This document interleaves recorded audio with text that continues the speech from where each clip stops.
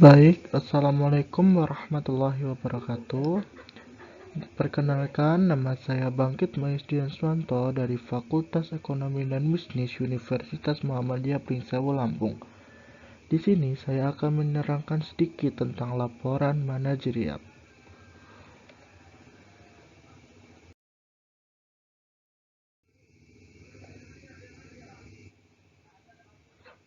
Baik, apa sih laporan itu? Jadi, laporan merupakan bentuk komunikasi yang dapat dilakukan secara tertulis maupun lisan mengenai suatu hal yang tertentu sesuai dengan tujuan penulisnya.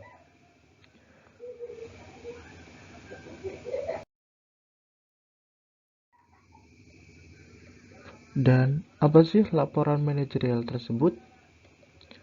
Jadi, laporan manajerial adalah sejenis laporan yang bertalian dengan urusan tertentu dalam lingkungan suatu organisasi formal yang dibuat untuk keperluan pemimpin organisasi untuk membuat keputusan dan melanjutkan melakukan tindakan.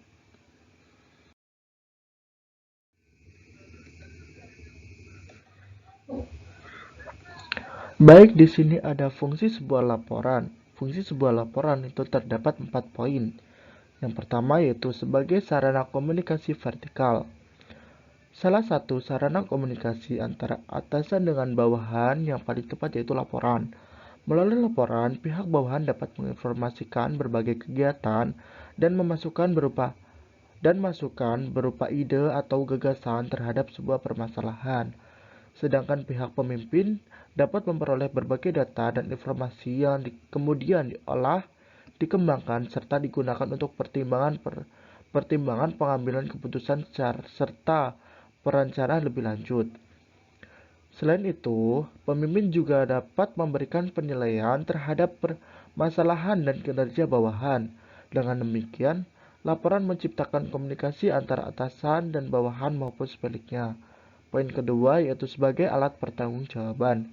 Sebuah laporan merupakan manifestasi dan bentuk komunikasi vertikal dari atas ke bawah.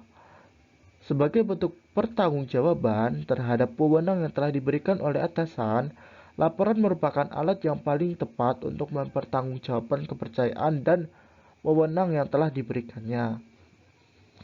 Untuk poin ketiga yaitu memberikan informasi penting. Laporan harus Laporan harus berisi informasi yang aktual dan pemikiran-pemikiran yang rasional, argumentatif, serta objektif sebagai tanggapan terhadap fenomena aktual tersebut. Yang poin keempat, sebagai bahan untuk pengambilan keputusan. Laporan merupakan suatu susunan dan kajian informasi yang dituangkan secara lengkap, jelas, komprehensif, benar, objektif, dan sistematis. Tujuan akhir dibuatnya suatu laporan adalah supaya orang yang menerima laporan dapat membuat keputusan yang tepat. Sebagai besar waktu yang tersedia pada seorang manajer adalah waktu melakukan pengambilan keputusan. Oleh karena itu, sangat penting untuk mempelajari proses pengambilan keputusan secara terinci. Sehubungan dengan hal itu, laporan dapat digunakan sebagai sumber pertimbangan untuk pengambilan kebijakan atau keputusan bagi unit kerja dan organisasi secara keseluruhan. Oleh karena itu, suatu laporan harus disusun sebagaimana disyaratkan di atas.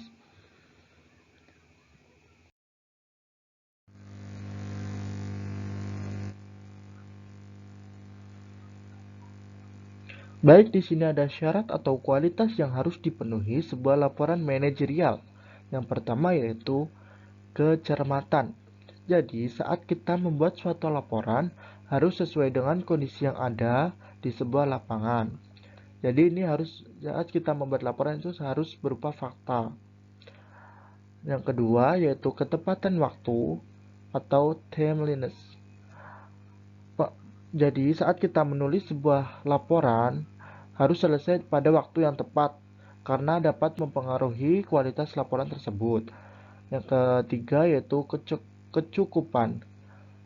Laporan yang disusun harus berisi cangkupan masalah yang lengkap dan tepat, sehingga kita dapat mengambil keputusan atau pemecahan suatu masalah tersebut dengan tepat. Kesederhanaan. Jadi, sebuah laporan tersebut harus menggunakan bahasa yang sederhana dan mudah dimengerti oleh si pembaca. Penggunaan bahasa tidak harus berlebih-lebihan. Yang kelima yaitu kejelasan. Jadi kejelasan ini berkaitan dengan kesederhanaan. Penggunaan bahasa yang jelas dan tepat harus dilakukan disertai dengan penyajian data yang sistematis.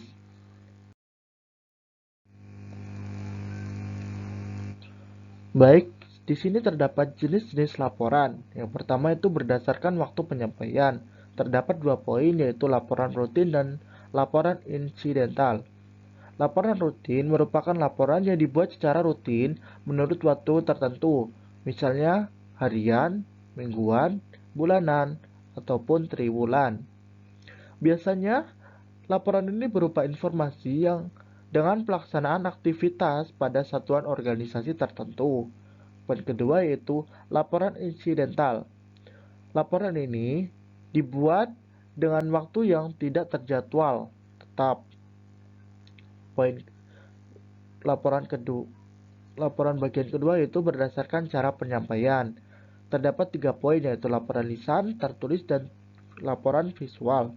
Laporan lisan ini dilakukan dengan lisan ataupun lewat telepon. Tetapi laporan ini tidak termasuk dalam laporan yang akurat, yang tidak banyak dipercaya oleh perusahaan. Yang kedua, laporan tertulis. Laporan ini dilakukan dengan membuat laporan tertulis dan dengan disertai data-data yang mendukung. Laporan ini bisa digunakan untuk laporan formal maupun informal.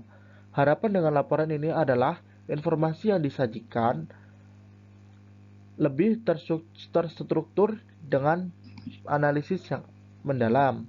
Yang ketiga, laporan visual.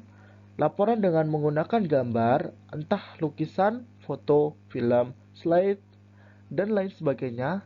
Laporan ini biasa ditemukan pada berita di televisi ataupun film dokumentasi. Yang ketiga yaitu berdasarkan bentuk.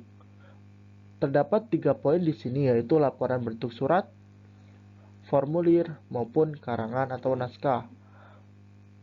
Bentuk laporan berbentuk surat hanya berisi poin tertentu saja. Nomor 2 yaitu laporan berbentuk formulir. Laporan ini bentuk dan format yang tetap. Laporan bentuk ini dipakai untuk laporan yang bersifat rutin.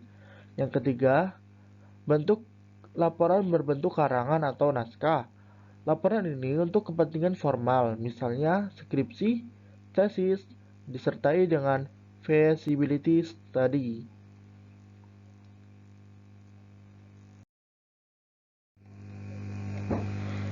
Jenis laporan yang keempat yaitu berdasarkan sifat penyajian. Ini terdapat 2 poin yaitu laporan informal dan laporan formal. Laporan informal ini biasanya diwujudkan dengan bentuk email, memo, atau surat dengan tidak mengikuti aturan pembuatan laporan pada umumnya dan sering tidak disertai dokumen yang mendukung materi laporan. Yang kedua yaitu laporan formal. Laporan ini dibuat dengan analitis dengan aturan resmi dan dokumen yang resmi. Pembuatan data harus sesuai dengan yang sebenarnya karena kesalahan data dapat berdampak pada kesalahan kesimpulan atau rekomendasi. Subjektivitas pembuatan laporan tidak boleh dimasukkan agar laporan tetap bersifat benar dan objektif. Yang kelima yaitu berdasarkan maksudnya. Terdapat beberapa poin yaitu poin pertama, laporan informatif. Laporan informatif ini merupakan laporan yang bersifat memberikan informasi tentang suatu hal. Pelapor tidak diharuskan memberi analisis atau rekomendasi terhadap informasi yang dilaporkan. Yang kedua, laporan rekomendasi.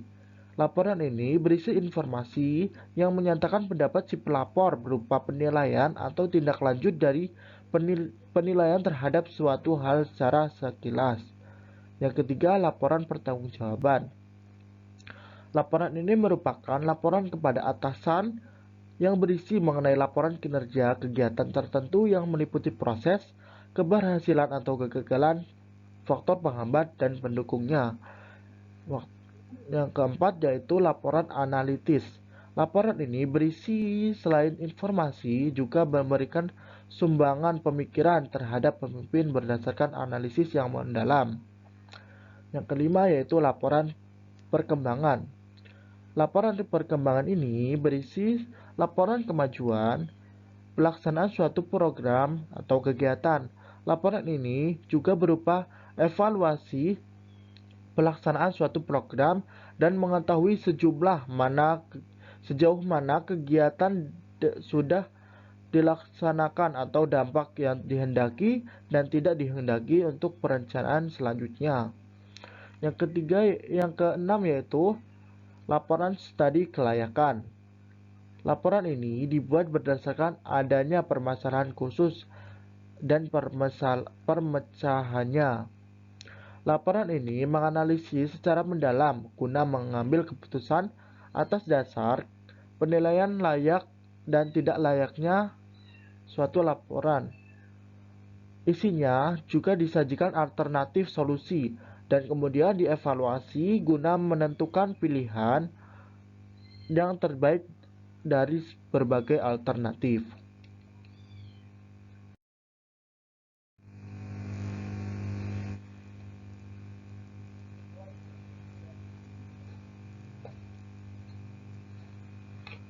Sebuah laporan harus memiliki sistematika laporan yang tepat. Di sini sistematika laporan terdapat pendahuluan, isi laporan, dan pembahasan serta penutup. Pendahuluan itu berisi tentang latar belakang masalah dan rumusan masalah, tujuan penulis laporan, ruang lingkup, dan sistematika laporan. Dalam tujuan penulisan ini harus berkaitan dengan permasalahan yang akan dibahas. Poin kedua atau bagian kedua yaitu isi laporan dan pembahasan. Isi laporan sering disebut dengan tubuh laporan atau isi utama sebuah laporan. Isi laporan ditentukan masalah, maksud, atau tujuan laporan. Isi laporan pada tiap-tiap laporan yang berbeda-beda. Isi laporan informasi berupa informasi tertentu yang memacu permasalahan, sedangkan isi laporan analisis atau laporan studi kelayakan berisi informasi didukung data yang valid dan terpercaya untuk rekomendasi yang diberikan. Bagian ketiga yaitu penutup. Bagian penutup ini merupakan bagian akhir dari laporan yang tidak mengandung analisis. Jika suatu laporan mengandung analisis, bagian akhir laporan akan berupa kesimpulan yang berisi penilaian positif atau negatif, baik atau buruk, berhasil atau kurang berhasil, untung atau rugi, atau gabungan dari kesemuanya itu. Pelapor dapat memberikan kesimpulan jika dia melakukan analisis. Bila pada bagian kesimpulan menyebutkan kekurangan, maka harus memberikan solusi pemecahan atau saran yang jelas dan bersifat operasional serta didukung beberapa konsekuensinya. Dan bagaimana sih cara penyusunan laporan yang benar? Di sini saya akan menjelaskan sedikit tentang tata cara penyusunan laporan yang baik dan benar. 1. Tahap persiapan. Tahap ini merupakan tahap awal yang harus terjawab beberapa pertanyaan penting seperti hal apa yang akan dilaporkan, mengapa hal yang itu dilaporkan, kapan laporan akan disampaikan, dan data apa yang penting baik sebagai data utama maupun data pendukung. Dengan terjawabnya beberapa pertanyaan ini, maka dapat dirumuskan secara jelas latar belakang dan masalah laporan, tujuan laporan, target waktu laporan, data yang relevan untuk disajikan, dan sumber-sumber data. Poin kedua yaitu pengumpulan dan penyajian data. Setelah pertanyaan di atas terjawab, maka langkah berikutnya adalah merencanakan pengumpulan dan penyajian data. Dalam proses pengumpulan data harus selalu mengacu dalam permasalahan dan tujuan yang telah ditetapkan. Data dapat diperoleh dari berbagai sumber, baik dari sumber primer maupun sumber sekunder.